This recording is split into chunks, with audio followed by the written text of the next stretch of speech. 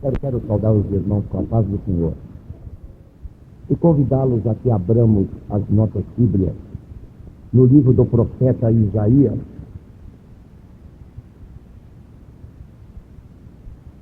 Isaías, nós vamos ler no capítulo de número 14.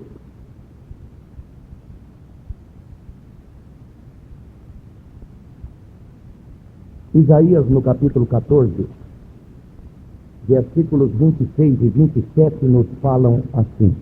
Isaías 14, 26 e 27.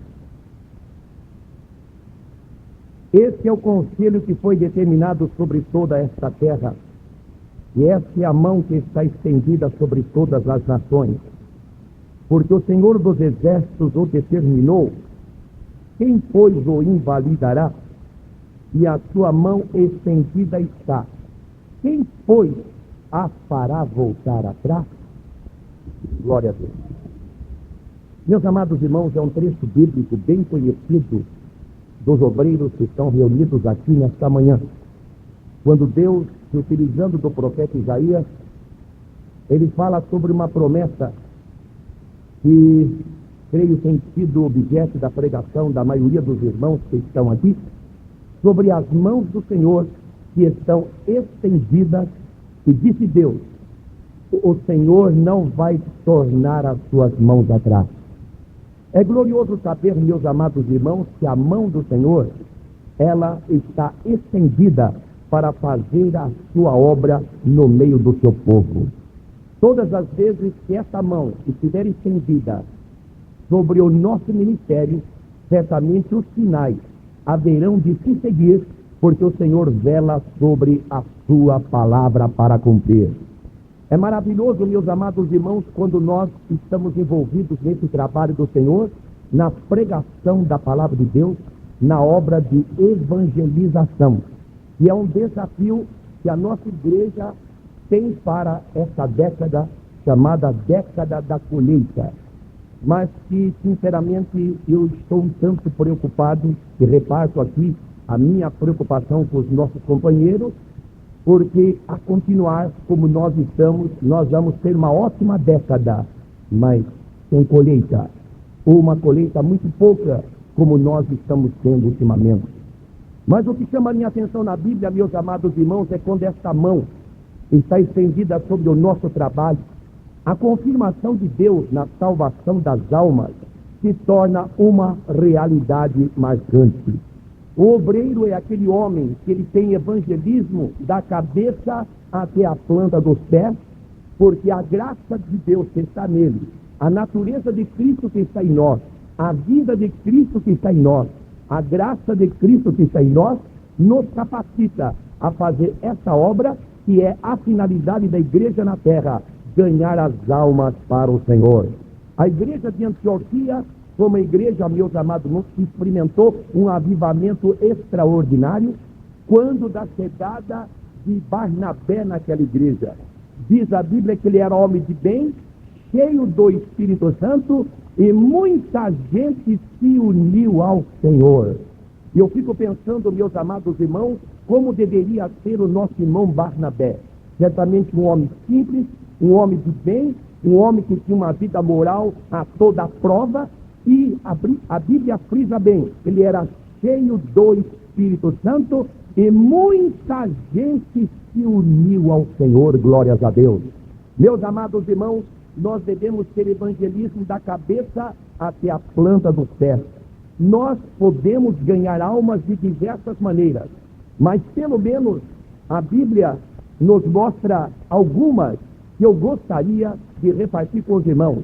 Pelo menos 10 maneiras nós temos para ganhar almas para o Senhor Jesus. Nós ganhamos almas para o Senhor Jesus com a nossa cabeça. Ganhamos almas para o Senhor Jesus com os nossos olhos. Ganhamos almas para o Senhor com a nossa boca. Ganhamos com os nossos ouvidos. Ganhamos com as nossas mãos. Ganhamos com o nosso coração. Ganhamos com o nosso joelho. Ganhamos com os nossos pés. Ganhamos com a nossa vida. Ganhamos com o nosso dinheiro. Glória seja dada ao nome do Senhor. Ganhamos almas com a nossa cabeça, armando estratégia, armando plano, aonde vamos, como vamos, com quem vamos, que recurso que vamos levar, por onde vamos começar. Jesus nos ensinou a fazer planos. Ele disse que quando a pessoa vai para a guerra, deve sentar, deve fazer a conta de quantos soldados tem, qual o equipamento bélico que dispõe, como é que o inimigo está, como atacar o inimigo. O que Jesus quis dizer com isso? Que nós temos que armar planos, armar estratégia, traçar objetivos. São Paulo, o apóstolo, ele trabalhava assim. Ele dizia: irmão, eu não creio que haja alcançado, mas eu estou fazendo uma coisa, esquecendo das coisas que atrás ficam e avançando para as coisas que estão diante de mim, eu prossigo para o alvo. Ele tinha alvo, ele tinha objetivo. Jesus tinha objetivo. Ele diz: eu tenho muitas ovelhas que não são desse aprisco, e convém chegar lá e agregar elas para que haja um pastor e um rebanho. Glórias a Deus. Trabalhar com a cabeça, armar planos, e Deus confirma os nossos planos. Deus confirma, meus irmãos, aquilo que nós queremos fazer para o bem-estar da sua obra. Se o plano for grande, grandes coisas Deus fará. Se o plano for pequeno, Deus só vai fazer aquilo que nós planejamos. Deus confirma os planos que nós estabelecemos, glórias a Deus. Trabalhamos com a cabeça. Primeiro, com a cabeça. Segundo, devemos trabalhar com os nossos olhos. Jesus disse: levantai os vossos olhos, olhai para os campos, olhai para os campos. Geralmente a visão de algumas pessoas está do lado de dentro da igreja, e de alguns a visão está no púlpito, qual a cadeira que vai ocupar do púlpito. Mas Jesus diz: olhai para os campos e vede que eles estão brancos para a ceifa. A visão da igreja está do lado de fora. É lá que nós vamos buscar as almas.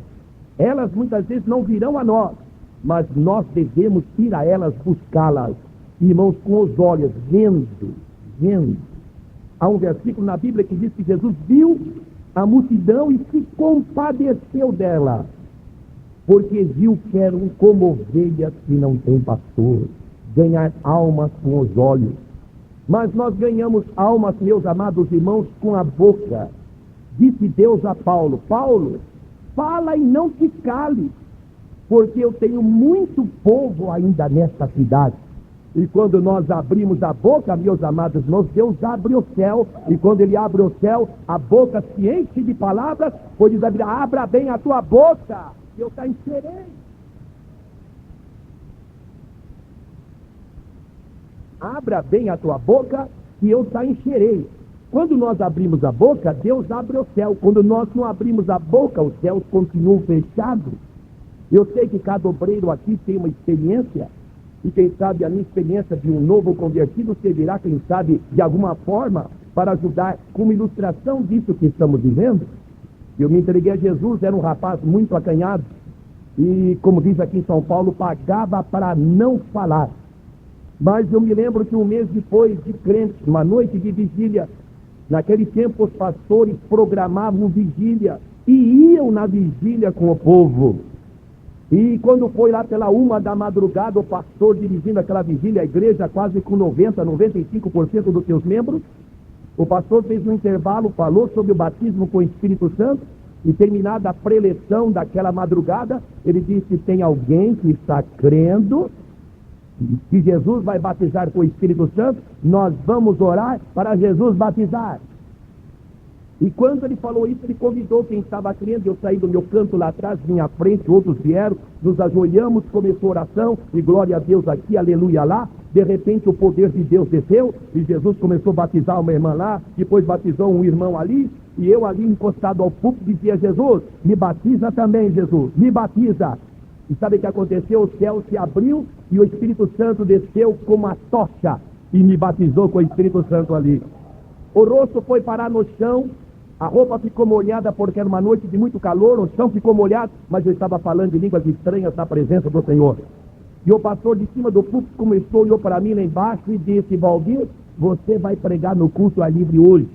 E quando ele falou isso, irmão, gelou tudo por dentro. Porque acanhado do jeito que eu era, eu logo raciocinei duas coisas. Primeiro, eu não sei falar. Segundo, eu tenho acanhamento de falar. E meus amados irmãos, que o relógio parece que corria naquele dia, parece que corria dessa maneira. E quando foi 4 horas, horário do culto ar livre, eu fui para aquela praça até muito amedrontado. Cheguei na praça, o culto já tinha começado, os irmãos já estavam tocando os seus instrumentos, a banda já estava lá, o serviço de som estava funcionando, a corneta estava pendurada lá na árvore, já havia um grupo de pessoas descrentes reunidas, e eu parei lá na esquina, longe, lá na praça, e raciocinei, vou ou não vou? Vou ou não vou? A luta foi grande. Finalmente, depois talvez de alguns minutos, 5 minutos, quem sabe 10 minutos, eu resolvi, eu não vou. Eu não tenho coragem, eu não sei falar, mas eu queria participar da reunião. E eu vi uma banca de jornaleiro encostada numa árvore com uma fresta de 10 a 15 centímetros. E eu pensei, eu vou ficar atrás daquela banca, pela fresta entre a banca e a árvore. Eu vou olhar os irmãos lá, eles estavam a uns 40 metros. Eles não me veem aqui, esse negócio que o pastor disse que vai ter que falar, vai ficar para outro dia. E eu estou atrás da banca e a reunião continuava. Dali a pouco o irmão estava dirigindo a reunião com o microfone na mão. Ele dizia, agora nós vamos ouvir o testemunho por um jovem, ele está muito alegre. E a palavra agora está com o irmão Valdir. E só tinha um Valdir naquela igreja que era eu. E quando eu ouvi meu nome, levei um choque, irmão. E olhei assim, os irmãos estavam de lá, olhando para mim aqui, como que dizendo, como é, irmão? O irmão não vem aqui com a gente? Levei um susto. Perdi o controle, irmão. Perdi totalmente o controle. O coração começou a bater assim, e exatamente por perder o controle, eu fui lá. E abriram a rodinha, eu entrei, o irmão entregou o microfone na minha mão, a mão tremia com o microfone assim, e eu pensando, meu Deus, o que é que eu falo? Por onde eu começo? Eu estava, irmão, totalmente apavorado. E exatamente por estar apavorado e todo mundo olhando para mim, fiquei mais acanhado ainda. Eu raciocinei, vou fechar os olhos, pelo menos não vejo ninguém olhar para mim. E fechei os olhos. Só que em determinado momento, era esse ponto, estou contando tudo isso para chegar nesse ponto. Em determinado momento, eu abri a boca e comecei a falar as primeiras palavras. E sabe o que aconteceu? Um mistério, irmão. Quando comecei a falar as primeiras palavras, os céus abriu, Jesus começou a pegar a torneira lá, abrir de lá, mandava para cá e eu punha para lá. Aí ele foi mandando de lá para cá, eu punha para lá. E ele foi abrindo, foi abrindo, foi abrindo. De repente ele abriu bastante. E eu falava. Irmãos, quando nós abrimos a boca aqui, abre o céu lá, glória ao nome de Jesus. Fala e não te cale. Glórias a Deus, meus amados irmãos, louvado é o nome do Senhor. Ganhamos almas com a boca, falando, a tempo, a fora de tempo, quer ouçam, quer deixem de ouvir, quer gostem, quer não gostem, mas fale a palavra de Deus. Mas nós ganhamos almas, irmãos, com os ouvidos. Ganhar com os ouvidos, como? Ouvindo o clamor dos perdidos. Irmão, sabe o que mais me impressiona quando eu vejo na Bíblia a necessidade de nós pregarmos e ganharmos almas para o Senhor? É o clamor dos perdidos. Um clamor, por exemplo, como aquele daquele varão que apareceu na visão para Paulo, que na visão contrastes da Macedônia dizia, passa Macedônia, ajuda-me. Era um pedido, era um clamor. A situação dos perdidos, irmãos, quando eu leio na Bíblia, o meu coração, e creio que o dos irmãos também, fica como que tremendo. Fica, irmãos, como que sentindo um peso da responsabilidade. A Bíblia, por exemplo, compara os perdidos, meus amados irmãos, como aquela pessoa que está na fila do matadouro. E o livro de Provérbios diz assim, livra os que estão destinados à matança, livra-os, se tu os puderes retirar. Se tu disseres, não vou fazer, porventura aquele que pondera os corações não levará isso em consideração? Irmãos, eu estava na fila da matança e você também, mas alguém chegou e pregou para mim, pregou para você, naquele momento que eu disse, eu quero Jesus, eu fui tirado, você também, da fila da matança, e estamos aqui dando glória e aleluia ao nome de Jesus. A Bíblia compara o pecador como aquela pessoa que está caída na estrada da vida, tal qual a parábola do bom samaritano, o homem que descia de Jerusalém para Jericó, caiu na mão do salteador e despojou de tudo quanto ele tinha, ele ficou caído como morto na estrada. O sacerdote passou por ali, passou de lado e foi embora. O levita passou por ali, viu a situação dele, passou de largo e foi embora. O levita ali, meus amados irmãos, é uma figura das religiões, das filosofias.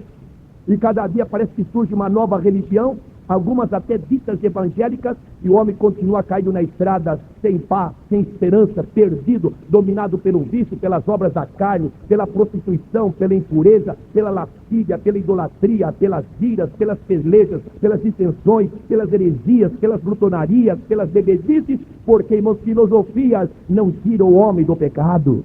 Mas passou o sacerdote.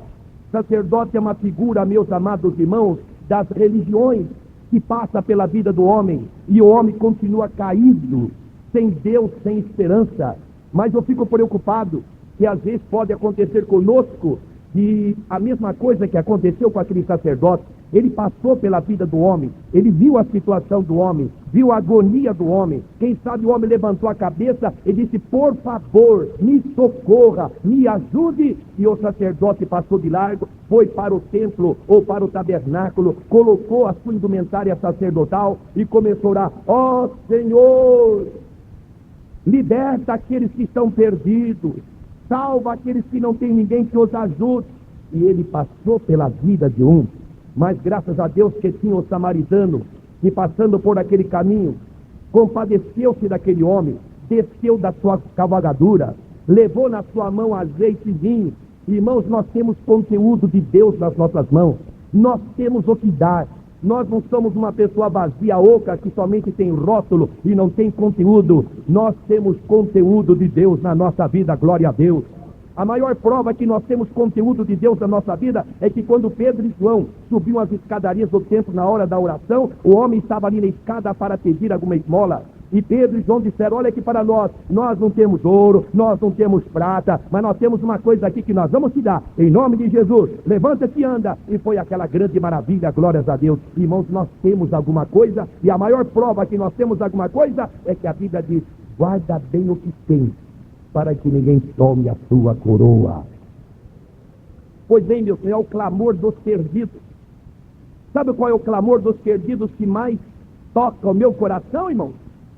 É o clamor do perdido lá na eternidade, lá no Hades. Jesus falou de duas pessoas que partiram dessa vida, um salvo, outro perdido. E lá no Hades, porque aquele tempo antes da morte de Jesus, um abismo separava salvo de um lado e perdido do outro. Hoje o paraíso não está mais no seio da terra, mas está lá no terceiro céu, pois Jesus, quando ressuscitou, ele levou cativo o cativeiro, transportando o paraíso que estava no seio da terra para o terceiro céu, onde estão os remidos, onde Paulo foi arrebatado e ouviu palavras inefáveis que ao homem não é lícito falar. E quando ele voltou de lá, ele, Paulo, não achou palavras no vocabulário humano para descrever o que havia visto, mas resumiu da seguinte maneira: as coisas que o olho não viu, o ouvido não ouviu e não subiram ao coração do homem, são as que Deus tem preparado para aqueles que o amam. Pois bem, duas pessoas, um lá, outro aqui. E acontece que a pessoa perdida, o rico, e não era por causa que era rico que estava ali, ele dizia: pai Abraão, manda que Lázaro, que está aí desse lado, molhe o seu dedo aí nessa água que eu estou vendo e venha refrescar a minha língua, porque eu estou atormentado nessa chama. Mas pai Abraão dizia: não é possível alguém passar desse lado para o lado de lá, e nem alguém daquele lado passar para o lado de cá. Há um grande abismo posto aqui. Mas pai Abraão, aí chamou minha atenção: manda que alguém saia daqui e vá lá na terra pregar para os meus 5 irmãos.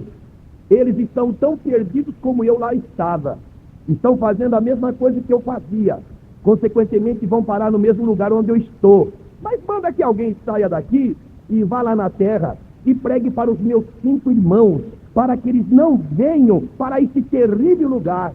Aí pai Abraão disse: não é necessário isso. Lá na terra eles têm Moisés, eles têm os profetas, que numa linguagem atualizada significa dizer: lá na terra eles têm a minha igreja, lá tem a minha igreja Assembleia de Deus, lá tem os pregadores, tem os homens, a igreja que eu levantei, eles vão pregar a minha palavra, e pregando a minha palavra, as almas vão ouvir, e ouvindo serão salvas, e não vão parar nesse terrível lugar. É o clamor dos perdidos, irmãos, que nós possamos ouvir esse clamor bem fundo, bem profundamente nos nossos ouvidos, o clamor dos perdidos. Mas nós ganhamos almas, meus amados irmãos, não somente com a cabeça pensando, armando estratégia, não somente com os nossos olhos olhando para os campos, não somente com a nossa boca falando, não somente com os nossos ouvidos ouvindo o clamor, mas nós ganhamos almas com as nossas mãos, arrancando as almas da situação que se encontram. Eu me lembro daquele homem que a Bíblia registra lá em São João, que estava à beira do tanque de Betesda. E diz a Bíblia que há muito tempo ele estava com aquela enfermidade. E quem sabe já por alguns anos estava à beira daquele tanque, porque de certo tempo descia um anjo, agitava as águas que ali estavam, e o primeiro que ali descesse era curado de qualquer enfermidade que tivesse. E o homem a que eu me refiro estava sempre ali na expectativa: será que é agora? Será que é daqui a pouco? Será que é mais tarde? Será que é amanhã? E todo mundo estava também na expectativa. E quando as águas eram agitadas, ele fazia um esforço para chegar e ser o primeiro, porque a bênção era limitada ao primeiro que ali chegasse. E quando ele esboçava uma reação, lá tinha um amigo, tinha um parente que ajudava o enfermo, colocava ele no tanque e a pessoa era curada, e a bênção era somente do primeiro. Ele perdia a oportunidade. Esperava a segunda, acontecia a mesma coisa. Esperou a terceira, acontecia a mesma coisa. Ele estava desanimado e Jesus chegou à beira do tanque de Betesda, foi exatamente falar com aquele homem e disse-lhe: queres ficar são? Quer dizer, eu não tenho ninguém que me ajude e me meta nesse tanque. Não tem ninguém que me pegue com a sua mão e me meta no tanque. Jesus olhou para ele e disse: levanta-te, toma a tua cama e anda. E foi aquela cura maravilhosa, glórias a Deus. Irmão, o que me impressiona é o que o homem disse: não tenho ninguém que me ajude, que me pegue e me meta no tanque. Irmãos, o nosso trabalho é pegar as almas e colocar no tanque da graça, no tanque do perdão, no tanque da libertação. Ganhamos almas com as nossas mãos, tirando a pessoa da situação que se encontra. O salmista diz no Salmo 40 que estava no charco de lodo, não tinha condições de sair dali, mas uma mão foi estendida para ele, claro, foi a mão de Deus, e tirou ele daquela situação, pôs ele sobre a rocha, firmou bem os seus passos e pôs na sua boca um hino ao seu Deus. Irmãos, as almas sem Jesus estão no charco, no lodo do pecado, mas eu, o irmão, nós estamos na rocha que é Cristo. E o Senhor diz: meu filho, estende a mão, puxe as almas de lá, coloque na rocha que sou eu, na minha graça, na minha libertação, na minha salvação. Ó, que Deus nos ajude, glórias ao nome do Senhor. Mas nós ganhamos almas com o coração, irmãos, amando, tendo paixão pelas almas. Irmãos, como Paulo, que dizia: ai de mim, se não pregar o evangelho, pois a minha me imposta essa obrigação.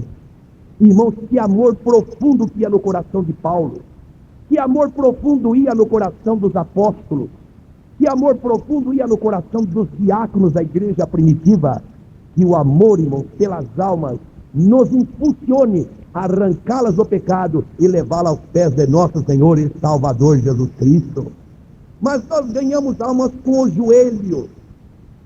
São Paulo, por algumas vezes, ele diz assim: eu me ponho de joelhos perante o Pai de nosso Senhor Jesus Cristo. E ele estava orando pela salvação das almas. Ganhar almas com os nossos joelhos. Mas nós ganhamos almas com os nossos pés. O Salmo 126 diz assim: aquele que leva a preciosa semente, andando e chorando, andando e chorando, andando e chorando, andando e chorando, voltará sem dúvida com muita alegria, trazendo consigo seus molhos. Oh, glórias a Deus, meus amados irmãos. Ganhamos almas com a cabeça, ganhamos almas com os olhos, ganhando almas com a boca, ganhando almas com os ouvidos, ganhando almas com as mãos, ganhando almas com o coração, ganhando almas com o joelho, ganhando almas com os pés, ganhando almas com a vida, pregando com a nossa vida, porque os meus atos falam muito mais alto do que as minhas palavras. Eliseu era um homem de Deus, ele passava de frente à casa daquela mulher. Não consta na Bíblia que ele tivesse tido uma palestra com aquela mulher antes, Mas um dia a mulher comenta com seu marido dizendo: eu observo que esse homem que passa de frente à nossa casa, ele é um santo homem de Deus, aleluia. Mas ele não falou, mas a vida dele falava, glórias ao nome do Senhor. Irmãos, que Deus nos ajude, porque nós somos obreiros, trabalhamos na casa do Senhor. E sabe, irmãos, uma congregação que tem 50 crentes, tem 100 olhos, olhando para mim e para o irmão que estamos lá no púlpito, dirigindo ou pregando naquela reunião. Se a gente olha somente do lado dos irmãos, vai haver comentário. Se a gente olha somente do lado das irmãs, vai haver também um outro comentário. Precisa ter uma sabedoria, irmãos, para que a gente saiba medir quando olha, para quem olha, que hora que nós vamos olhar, para que não haja comentário. Mas que Deus nos ajude a fazer a oração de Salomão. Salomão diz: Senhor, me dá sabedoria para entrar e para sair no meio desse teu tão grande povo, glórias a Deus. Irmãos, a coisa mais difícil que existe é trabalhar com o ser humano. Olha, irmãos, que trabalhar lá fora, dirigindo pessoas, como eu tive oportunidade durante muitos anos da minha vida, já é difícil, porque cada cabeça pensa uma coisa. E na igreja, meus amados, não tem pessoas de todas as naturezas, de todas as regiões, às vezes quase de todas as culturas, e das circunstâncias mais diversas. Então há uma salva por nosso Senhor e Salvador Jesus Cristo. Até a maneira como vamos falar, nós precisamos às vezes até escolher as palavras, porque há pessoas que às vezes podem não entender muito bem uma palavra e pode até ficar enroscado, prejudicado, ou quem sabe até um tanto ferido com as palavras que nós estamos às vezes pronunciando. Meus irmãos, que Deus nos dê graça para falarmos a sua palavra com sabedoria do céu, glória ao nome do Senhor. Ganhamos almas, meus irmãos, com a nossa vida, mas ganhamos almas, irmãos, também com a nossa contribuição. Irmãos, há um desafio para a nossa igreja, é ganhar almas, evangelizar, levar a palavra. O mundo está esperando, meus amados irmãos, essa mensagem.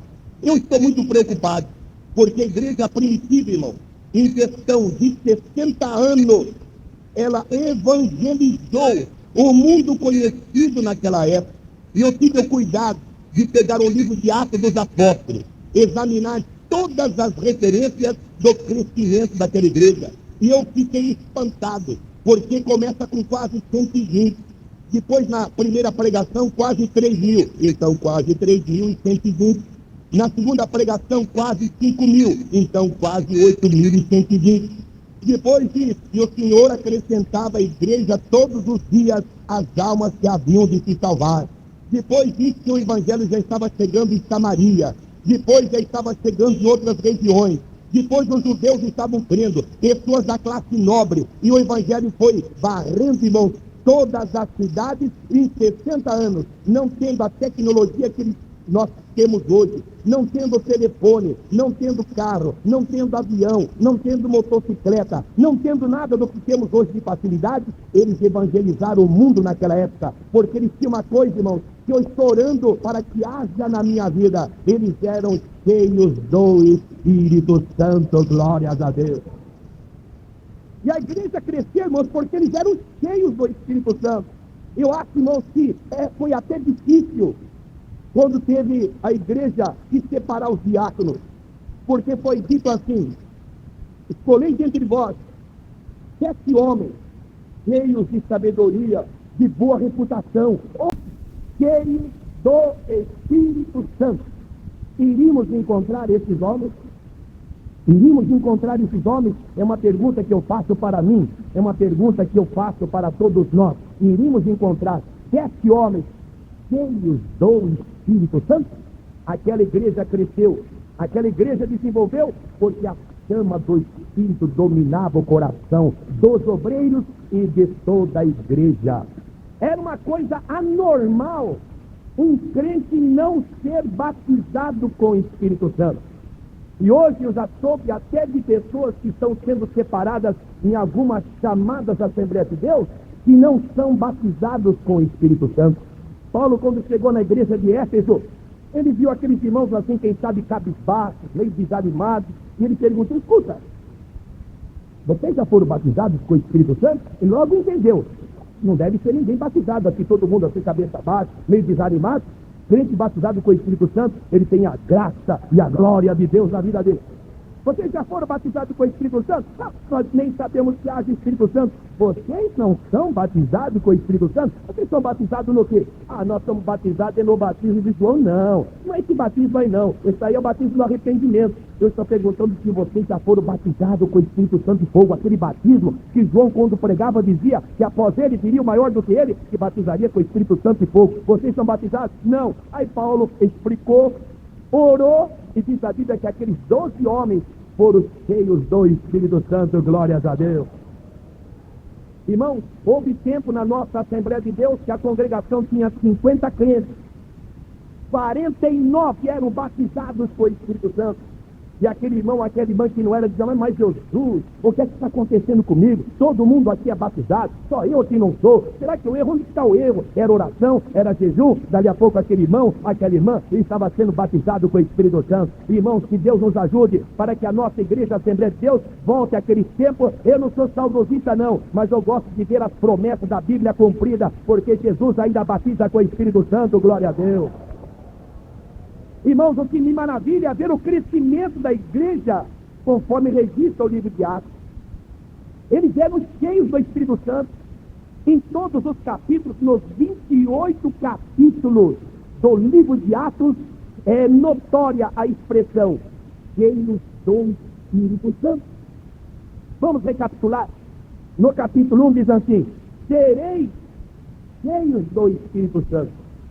No capítulo 2 diz assim: e todos foram cheios do Espírito Santo e começaram a falar em outras línguas, conforme o Espírito Santo lhes concedia que falasse.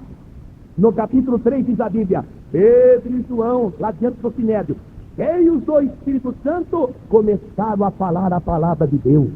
No capítulo 4, a igreja já estava sendo perseguida, e os irmãos resolveram orar num cenáculo, um lugar amplo. E diz a Bíblia que quando estava orando, tendo orado, tremeu o lugar, e todos foram cheios do Espírito Santo. No capítulo 5, irmãos, o irmão Pedro estava tão cheio do Espírito Santo, que Ananias e Safira, por tentarem mentirem ao Senhor, caíram mortos diante do Senhor, porque Pedro estava cheio do Espírito Santo. No capítulo 6 diz a Bíblia, os diáconos estavam cheios do Espírito Santo. No capítulo 7, o diácono Estevão, cheio do Espírito Santo, está fazendo uma pregação das mais importantes e mais profundas que eu conheço na Bíblia. E diz a Bíblia, ele estava cheio do Espírito Santo. No capítulo 8, meus amados irmãos, a cidade de Samaria, com a chegada de Pedro e João, impondo as mãos sobre os irmãos, diz a Bíblia, eles foram cheios do Espírito Santo. No capítulo 9, diz a Bíblia, Paulo foi cheio do Espírito Santo. No capítulo 10, lá na casa de Cornélio, Pedro está pregando. E quando chegou no auge da mensagem do Evangelho, quando disse a Jesus, dão testemunho todos os profetas, de que todos os que nele creem receberão o perdão dos pecados pelo seu nome, diz a Bíblia. E dizendo Pedro essas palavras, caiu o Espírito Santo sobre todos que ouviu a palavra, e todos foram cheios do Espírito Santo. No capítulo 11 diz a Bíblia, Barnabé, cheio do Espírito Santo, chegou na cidade de Antioquia e muita gente se uniu ao Senhor. No capítulo 12, lá na casa de João Marcos, eles estão orando lá, cheio do Espírito Santo. No capítulo 13, na igreja de Antioquia, os obreiros estavam orando e jejuando, cheios do Espírito Santo, e o Espírito diz, apartai-me a Saulo e a Barnabé para a obra que eu tenho chamado. No capítulo 14, lá na cidade de Debe, Paulo está com Barnabé, cheio do Espírito Santo, pregando a palavra de Deus, e o posto se levantou. No capítulo 15, na primeira convenção da igreja, os apóstolos estavam cheios do Espírito Santo. No capítulo 16, Paulo está na cidade de Filipos, e diz a Bíblia, ele estava pregando cheio do Espírito Santo. Meus irmãos, no capítulo 17, Paulo está em Atenas, na Grécia, pregando cheio do Espírito Santo. No capítulo 18, ele está em Corinto pregando cheio do Espírito Santo. No capítulo 19, ele está pregando lá em Éfeso, e aqueles 12 crentes foram cheios do Espírito Santo e invadiram aquela cidade que era dominada pelo espiritismo, e livros de artes mágicas foram levados na praça e foram queimados. Aquilo que é avivamento. Irmãos, às vezes nós temos grandes movimentos, mas Deus quer fazer avivamento no meio do seu povo. Irmãos, nós fazemos muitas reuniões, e às vezes, se eu tivesse que fazer uma avaliação de muitas dessas reuniões, 70% é grandes movimentos. Eu gosto, quando estou numa reunião pregando, não importa se é um congresso, uma confraternização, não importa, eu gosto de dizer que eu quero saber o que vai acontecer, não naqueles dias, de segunda-feira para frente. Porque começa na quinta ou na sexta aquele movimento e canta aquele barulho, é aquela coisa toda. Segunda-feira está todo mundo do mesmo tamanho. Ninguém vai evangelizar, ninguém vai visitar, ninguém vai discipular. E sabe uma coisa, irmão? A igreja que ganha mais almas chama-se Assembleia de Deus. Mas a igreja que perde mais almas também se chama Assembleia de Deus. De 100 pessoas que nós ganhamos, só chega no batismo 10. Nós perdemos 90% das pessoas antes do batismo. E depois do batismo, nós perdemos mais 5. Só ficamos com 5. Jogamos 95% fora. Às vezes nós temos grandes movimentos, grandes corais, grandes bandas, ginásio grande, e aquele barulho, e pergunta-se, se entregaram dezenas. E foi um pastor que aqui desse púlpito, ele disse: irmãos, na nossa igreja, nós fizemos um propósito, irmãos, e trabalhamos, e todo mundo saía e ganhamos 5.600 pessoas, mano. E quando ele terminou, eu corri atrás dele e perguntei: irmão, e quantas foram batizadas das 5.600? Porque, irmão, foi 500 e qualquer coisa.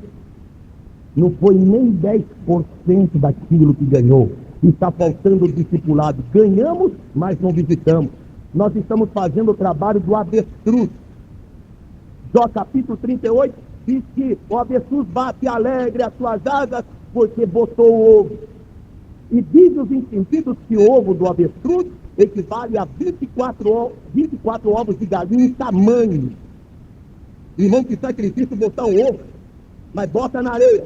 Depois ele sai batendo as asas. Botei como que dizendo que nós pudéssemos ouvir a linguagem e entender a linguagem dele. Botei um ovo.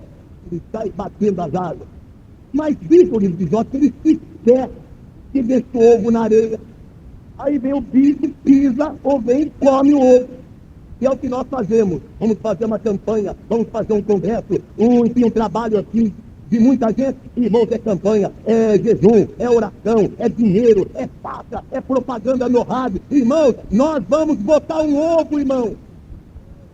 E chega no dia, irmão, se entrega 15, 20, 30, 40. E os meus irmãos se entregaram 100 e tantas pessoas, 300 e tantas pessoas. E todo o mundo disse: irmão, nós botamos o ovo. Mas depois, o que se faz com o ovo? Deixa na areia. Aí vem o bicho do testemunho de Jeová. Aí vem o bicho do adventista. Aí vem o bicho do materialismo. E vem outro bicho daqui de lá e pega o ovo e nós ficamos sem ovo. Irmãos, vamos cuidar das almas que estão se entregando a Jesus. Irmão, imagine uma pessoa uma senhora para gerar um filho 9 meses, que luta, irmão, aquele sacrifício, e tem enjoo, quem é pai sabe disso, e aquela loucura, e aquela, é uma coisa tremenda, 9 meses de dificuldade, aí gera um filho, nasceu um varão, nasceu uma menina, e depois abandona. Mais ou menos nós estamos fazendo isso. Mas, meus irmãos, lá em Éfeso, aquilo que eu chamo de avivamento mudou as vidas. A cidade foi abalada. Às vezes o jornal Mensageiro da Paz noticia: cidade tal foi abalada pelo poder de Deus. E a gente vai um mês depois lá fazer uma visita a convite do pastor, E a gente pergunta, irmãos, e aquela multidão que o jornal anunciou, a cidade foi abalada. Irmão, tem um casal de velhinho aí que às vezes vem na reunião. Irmãos, foi somente movimento, mas Deus quer fazer avivamento, glórias a Deus. Então, irmãos, no capítulo 19, Paulo estava pregando lá na cidade de Éfeso, cheio do Espírito Santo. No capítulo 20, na cidade de Troas, diz que Paulo estava pregando, cheio do Espírito Santo. No capítulo 21, 22 e 23, diz a Bíblia que lá na cidade de Jerusalém, os crentes estavam cheios do Espírito Santo. No capítulo 24, 25 e 26, na cidade de Cesareia, diz que os crentes estavam cheios do Espírito Santo. No capítulo 26, no capítulo 27, Paulo está viajando no navio, cheio do Espírito Santo. E no capítulo 28, ele estava na ilha de Malta, cheio do Espírito Santo, glórias ao nome do Senhor. Cheio. Só que quando eu abro capítulo 29 de Atos, versículo 1, mas não, Valdir, não tem 29? Tem sim. Capítulo 29 somos nós. Aqui está o capítulo 29. E eu pergunto aos irmãos, se Deus usasse um homem como Lucas para escrever o livro de Atos, será que do capítulo 29 poderia estar escrito assim, e todos eram cheios do Espírito Santo? Mas que Deus nos ajude, meus amados irmãos. O Espírito Santo nos capacita, o Espírito Santo nos dá autoridade, o Espírito Santo, irmãos, dá a mensagem, glórias a Deus, aquela mensagem quente, aquela mensagem que vem lá do trono de Deus, aquela mensagem que entra pelo ouvido, desce no coração e começa a chacoalhar o coração, e na hora do apelo, irmão, não há coração que possa resistir, porque está vindo lá de Deus, é uma mensagem ungida pelo poder de Deus. Meus amados irmãos, nós temos um desafio diante de nós. Deus levantou essa igreja, Assembleia de Deus no Brasil, e já fazem aí 81 anos, vamos para 82. Deus tem um plano com essa igreja. Mas, irmãos, deixa-me dizer, porque sou um obreiro que estou nessa igreja e estou repartindo alguma coisa do que Deus tem falado comigo, portanto eu estou repartindo. Nós nos acomodamos. Nós muitas vezes cruzamos o braço e começamos a dizer, somos a maior igreja pentecostal do Brasil. E olha, irmão, daqui a pouco não vamos ser mais não, porque aquilo que nós deveríamos estar fazendo e não estamos fazendo, Deus está entregando a outro povo para fazer. Deus não está preso a título de igreja, Deus está preso à sua palavra e alguém que se propor a cumprir a sua palavra, tantos como nós dissemos que somos. Já se falou que nós somos 20 milhões, já se falou que nós somos 15 milhões, mas eu estou com dificuldade, irmãos, de contar até 10 milhões com outro ministério que hoje não está mais conosco. Não se chega a esse número. Irmãos, geralmente nós temos a tendência de aumentar o número. Nós estávamos agora com o trabalho dos ceifeiros em chamas na cidade de Marília. Aliás, foi um trabalho maravilhoso e contado com fichas que estão sendo visitadas pelo pastor Elando e com a sua equipe. Foi contado 500 pessoas que entregaram sua vida a Jesus. Mas eu quero dizer que no primeiro dia no campo de futebol havia uma arquibancada lotada de irmãos como em outras alas daquele campo. E eu gosto muito de números. E eu cheguei, comecei a contar e contei. É só calcular quantas pessoas por vão, tantas pessoas. E eu contei e perguntei a 4 pastores. Eu queria fazer um teste.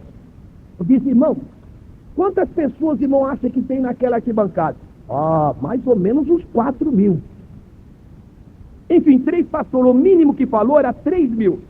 Aí eu disse, sabe quantos tem lá, irmão? 1.200. Mas não pode ser, então conta. Meus amados, nós temos tendência de aumentar. Eu estava numa praça e diziam que tinha lá quase 80 mil pessoas. Aí eu calculei metros quadrados, 3 pessoas por metro quadrado, tinha 20 mil pessoas. E falava-se que tinha 80.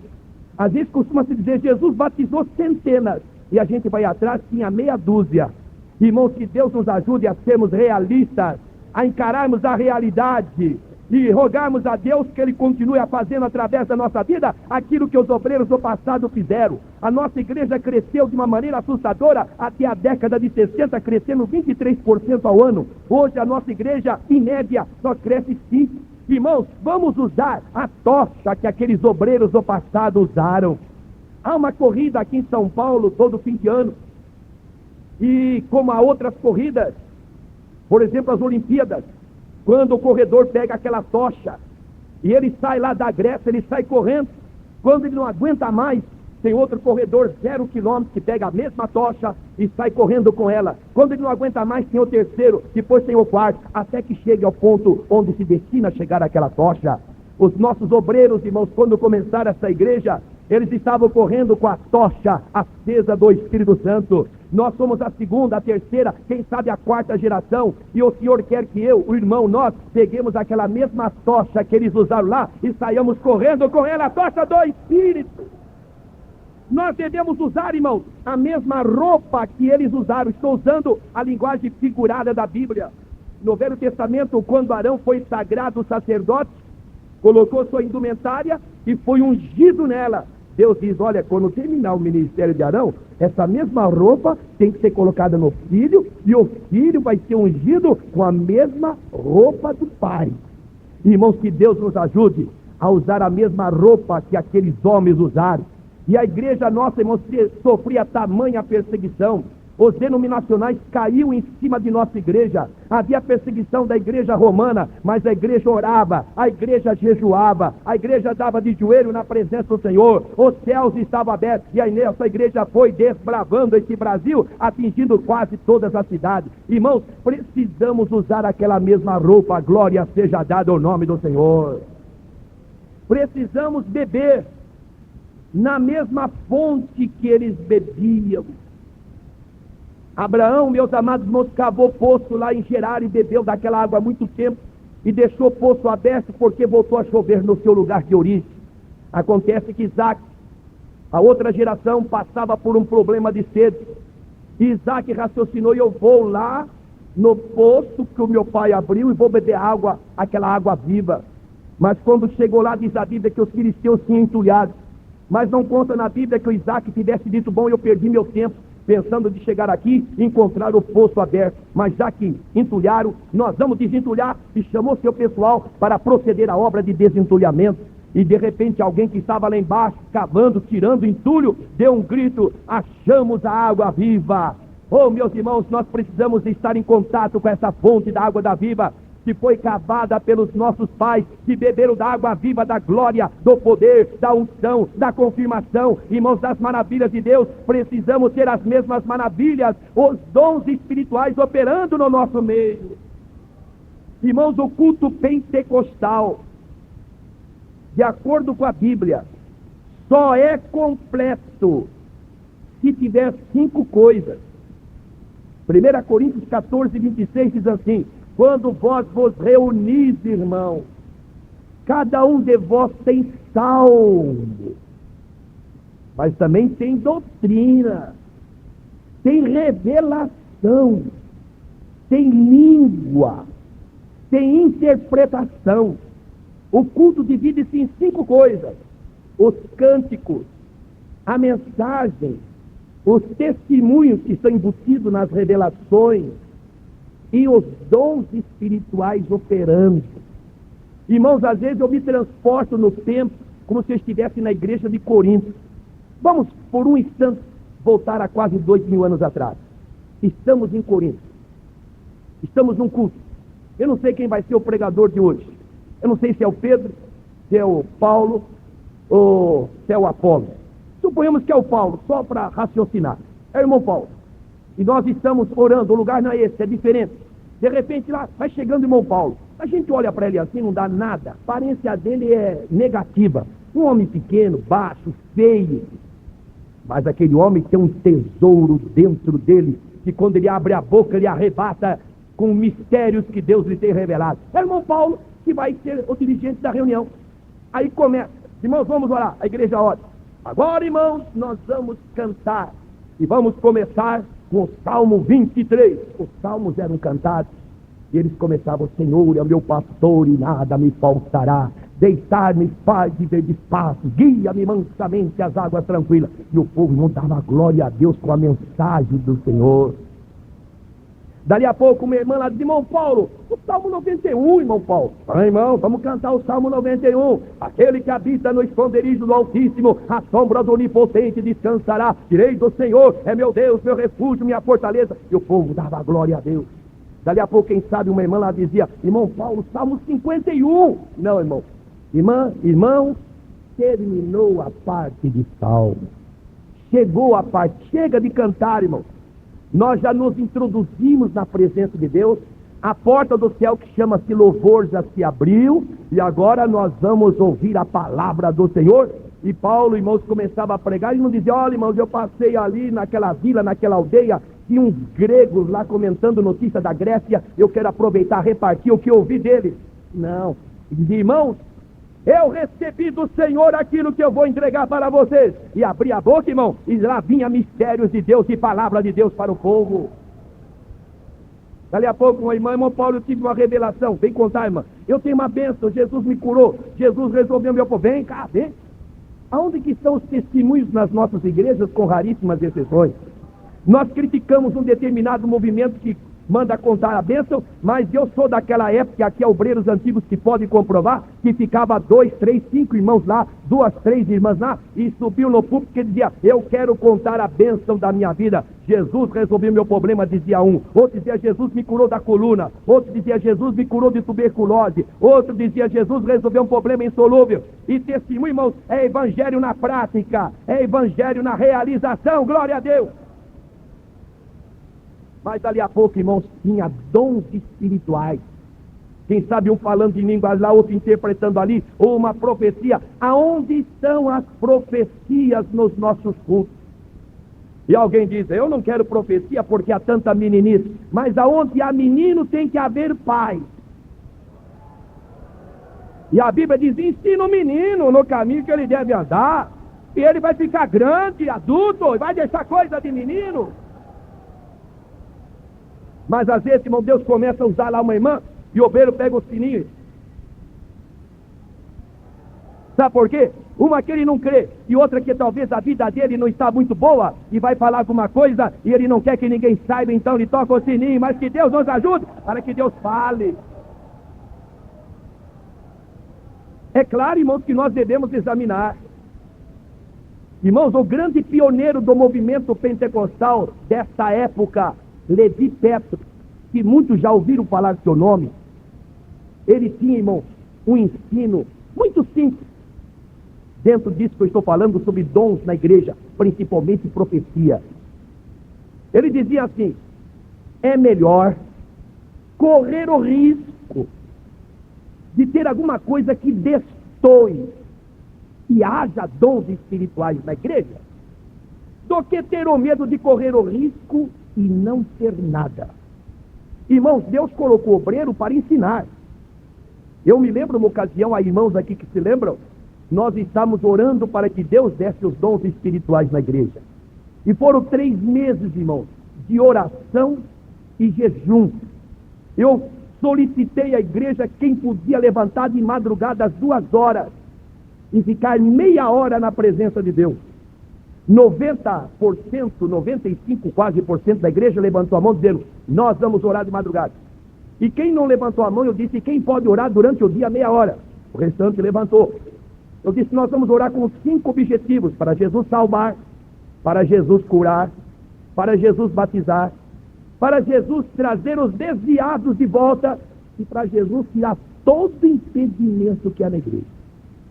E eu disse: nós vamos ter culto todo dia, à exceção de domingo, que é um culto público. E foi, irmão.